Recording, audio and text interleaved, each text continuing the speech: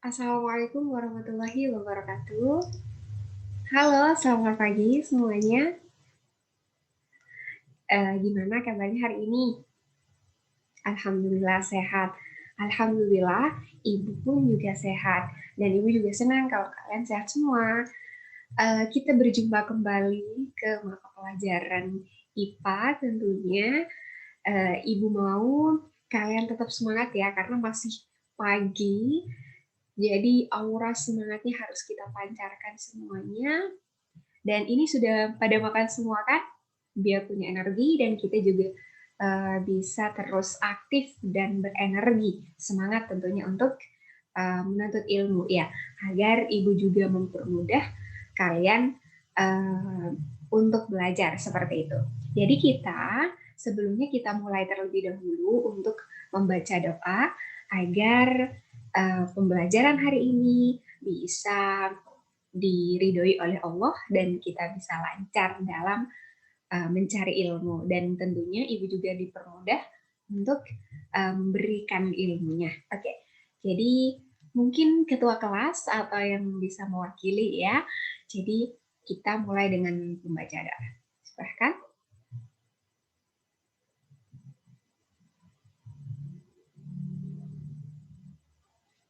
Baik, terima kasih. Alhamdulillah, semoga pembelajaran kali ini bisa berjalan dengan lancar, dan ibu mau semuanya harus tetap fokus dan tetap tenang dan bisa mendengarkan dengan baik. Nanti kalau ada pertanyaan bisa disampaikan ya. Oke, ibu permisi izin dulu untuk membagikan materi kali ini. Baik, sebentar. Nah, ini dia.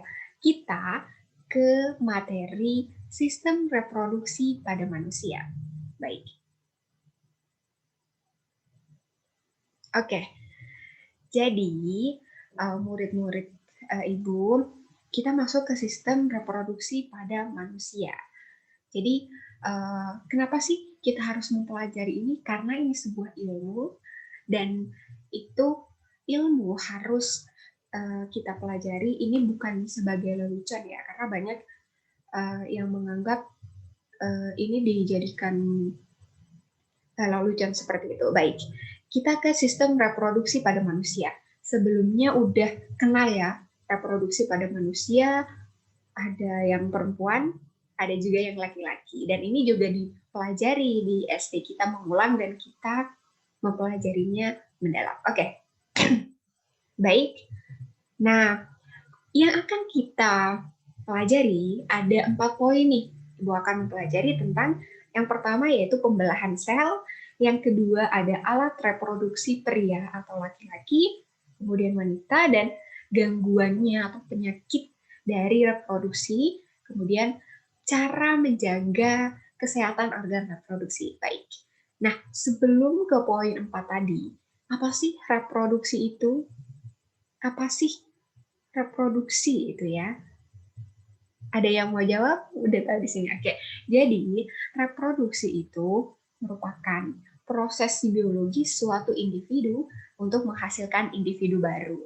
Jadi kalian ada sekarang karena adanya di proses reproduksi. Kalau proses reproduksinya udah bagus, berarti untuk memberikan atau menghasilkan individu baru juga akan semakin maksimal.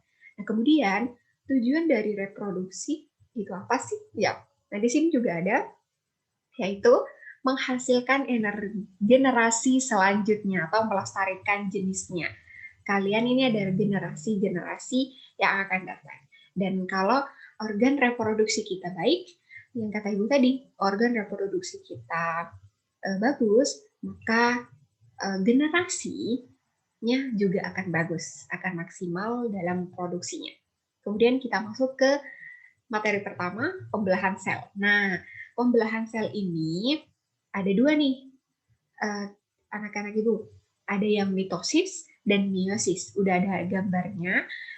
Yang kiri merupakan gambar dari pembelahan sel mitosis. Jadi menghasilkan satu, tetap jadi ada pembelahannya dan namanya juga dibelah, itu jadi dua. Tapi sedangkan meiosis itu pembelahannya jadi kembar. Seperti itu, bukan hanya 2 lagi tapi 4. Nah, di sini nih yang telofase. Jadi yang pertama untuk yang mitosis sendiri ada profase, kemudian metafase, ada anafase, dan terakhir ada telofase. Jadi ini ada proses pembelahannya di sini. Kemudian yang meiosis sendiri itu ada profase 1, tadi kan nggak ada yang 1 atau 2. Profase 1, terus metafase 1, anafase 1, telofase 1. Nah, sampai sini nih baru dia berkembang lagi atau membelah lagi. Apa sih bedanya, Ibu? Jadi mitosis itu terjadi pada semua sel tubuh atau autosom yang sedang memperbaiki diri. Jadi untuk semua sel tubuh itu ada mitosis. Kemudian meiosis hanya terjadi pada sel gonad pada saat pembentukan gamet. Kemudian mitosis hanya terdapat satu tahap pembelahan dalam satu siklus pembelahan sel. Tetapi meiosis terdapat 2 tahap pembelahan yang seperti ini, yaitu ada meiosis 1 dan meiosis 2. Ya. Kemudian, untuk mitosis tidak terdapat pasangan kromosom homolog yang berpisah, adalah kromatid-kromatid yang bergerak menuju kutub yang berbeda. Seperti ini di kromatid. Kemudian yang meiosis terdapat pasangan kromosom homolog, jadi ada pasangannya. Karena itu tadi, meiosis 1 dan meiosis 2. Terus tidak terjadi pertukaran segmen, kalau ini terjadi pindah silang antara kromosom homolog yang berpasangan. Ini adanya sel baru yang dihasilkan dari suatu mitosis akan mempunyai struktur genetik yang sama dengan sel awal. Nah, sedangkan yang ini mempunyai jumlah kromosom separuh dari sel semula. Jadi separuhnya enggak sama. Hasil akhir dari pembelahan satu sel adalah 2 sel baru yang sama. Ini akan ada 2 sel. Kemudian untuk yang meiosis, hasil akhir dari pembelahan satu sel adalah 4 sel baru yang mempunyai jumlah kromosom separuh dari sel induk. Nah, seperti ini di sini ya. Oke. Kemudian kita masuk ke alat reproduksi laki-laki. Nah, ini udah ada gambarnya. Reproduksi laki-laki. Ada yang mau menyebutkan apa sih fungsinya, dan ini udah ada namanya, ada penis, uretra, skrotum, dan lain-lain. Ada yang mau jawab? Ya, silakan Feby ya. Oke. Iya. Benar sekali. Jadi udah tahu ya. Jadi kalau penis itu merupakan bagian luar. Jadi bagian yang eksternal yaitu penis. Nah, Ibu jelasin ya untuk fungsi dari kesemuanya. Nah, untuk penis memang merupakan bagian luar nih dari organ reproduksi. Nah, yang berfungsi sebagai saluran kencing atau urin. Nah, jadi saluran kencing di alat reproduksi laki-laki itu masuk sini. Nah, di sini nih, berarti kan ada saluran kencing di sini. Oke. Nah, kemudian dan saluran sperma juga jangan sampai lupa ya. Kemudian ada yang B, yaitu testis. Nah, ini testis seperti kantung ya, yang dalamnya terdapat testis. Maaf ini maksudnya skrotum. Nah, ini terdapat kantung, seperti kantung, dan di dalam skrotum ini merupakan testis. Nah, skrotum itu sendiri berfungsi menjaga suhu testis agar sesuai dengan untuk reproduksi sperma. Jadi menjaga testis begitu. Untuk testis sendiri untuk memproduksi sperma dan hormon testosteron seperti itu ya. Kemudian nih epididymis. Nah, di epididymis ini berfungsi sebagai tempat penyimpanan sperma sementara. Jadi tempat penyimpanan sperma yang sementara itu ada di sini. Kemudian masuk ke. Oke, untuk kemudian apa lagi? Nih, ini ada vas deferens. Nah, itu menghubungkan epididymis dengan uretra. Jadi hubungan seperti ini. Baik. Kemudian ada uretra. Nah, uretra ini saluran keluarnya sperma dan urin. Nah, dari sini nih masuk ke penis dan terus kencingnya keluar deh. Nah, seperti itu. Kemudian ada apalagi kelenjar. Kelenjar sposat ini berfungsi menghasilkan cairan bersifat asam. Nah, kemudian ada kelenjar Cooper di sini. Nah, ini kelenjar Cooper yang kecil banget di sini kelihatan ya. Nah, itu berfungsi menghasilkan lendir dan cairan bersifat basah. Oke, ini alat reproduksi laki-laki. Kita lanjut ke alat reproduksi perempuan. Nah, di sini para perempuan kita harus tahu ya, alat reproduksi perempuan. Nah, yang pertama ada ovarium. Nah, ovarium itu yang mana sih? Nah, seperti ini. Yang ini ovarium yang ini fungsinya itu menghasilkan sel telur. Nah, ini kan ada 2 buah ya, ada 2 buah itu menghasilkan sel telur. Kemudian ya ada tuba fallopi, saluran dengan panjang kurang lebih ya 10 cm yang menghubungkan ovarium dengan rahim atau uterus. Nah, ini nih ada rahimnya. Jadi yang menghubungkan saluran ini ke uterus. Baik, yang ini infundibulum yaitu sebagai merupakan ujung dari tuba fallopi ya. Ya seperti corong ini.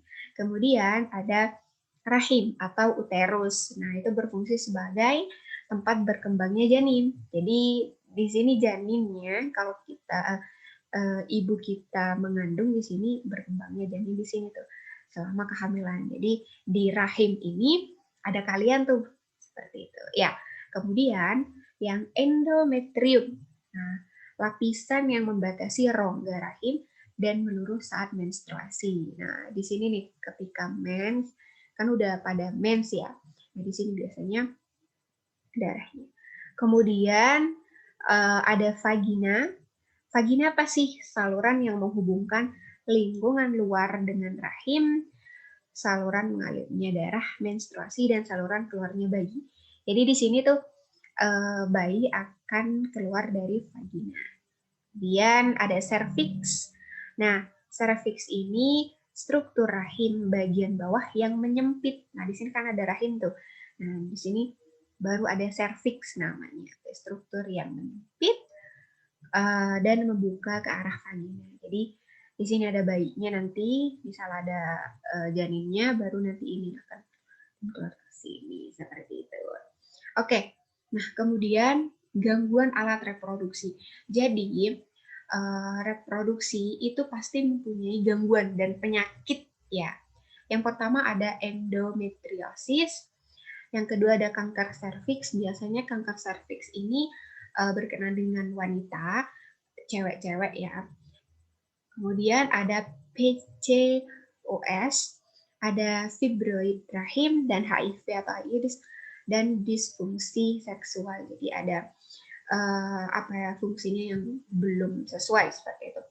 Kemudian untuk menjaga kesehatan organ reproduksi ini hanya beberapa, jadi masih banyak lagi yaitu mengonsumsi makanan bergizi. Nah, jadi kalian apalagi pandemi jadi harus pilih-pilih makanan yang mana yang memang sehat untuk kalian. Ya, karena untuk kepentingan dan tubuh kalian semuanya. Kemudian selalu menjaga kebersihan alat reproduksi. Selain menjaga kebersihan lingkungan, kita harus menjaga kebersihan alat reproduksi. Bukan hanya alat reproduksi, tapi kita bisa menjaga atau selalu membersihkan kebersihan organ-organ di dalam tubuh kita, seperti wajah misalnya. Jadi bisa terlihat segar seperti itu. Kemudian yang ketiga ada beristirahat yang cukup. Jadi kalian nggak boleh banyak-banyak lihat HP misalnya, lihat HP terus sampai ketiduran, terus sampai berapa lama. Jadi istirahatnya itu kurang gitu. Jadi harus beristirahat yang cukup karena kalau kurang istirahatnya itu akan mengganggu kesehatan reproduksi. Nah, kemudian yang keempat ada rutin berolahraga, entah itu misal sepeda, entah itu misal lari, jalan kaki, nggak apa-apa. Yang penting kita rutin berolahraga agar kesehatan organ reproduksi juga bisa semakin sehat seperti itu ya. Oke, ini sepertinya udah akhir Nah, jadi Ibu nanti kasih tugas terkait materi ini, kalian bisa mengerjakan dengan secara kelompok, ada kelompok asal dan kelompok ahli juga. Nanti ketua kelas bisa menghubungi Ibu. Di sini juga Ibu kasih latihan soal untuk materi kali ini biar kalian lebih paham. Dan Ibu maunya nggak harus takut untuk menjawabnya. Kita sama-sama belajar biar kalian juga bisa. Untuk penutup pada hari ini berdoa, dipersilahkan. Baik, karena Ibu ada ini sepertinya, jadi kita tutup ya. Semoga semuanya sehat-sehat. Alhamdulillah kita udah di penghujung. Terima kasih semuanya udah mau mendengarkan Ibu. Dan semoga sehat terus, tetap semangat, meskipun pandemi, jangan kendor untuk terus belajar, karena belajar itu asik. Ya, sekian dari Ibu, terima kasih semuanya, jaga kesehatan. Wassalamualaikum warahmatullahi wabarakatuh.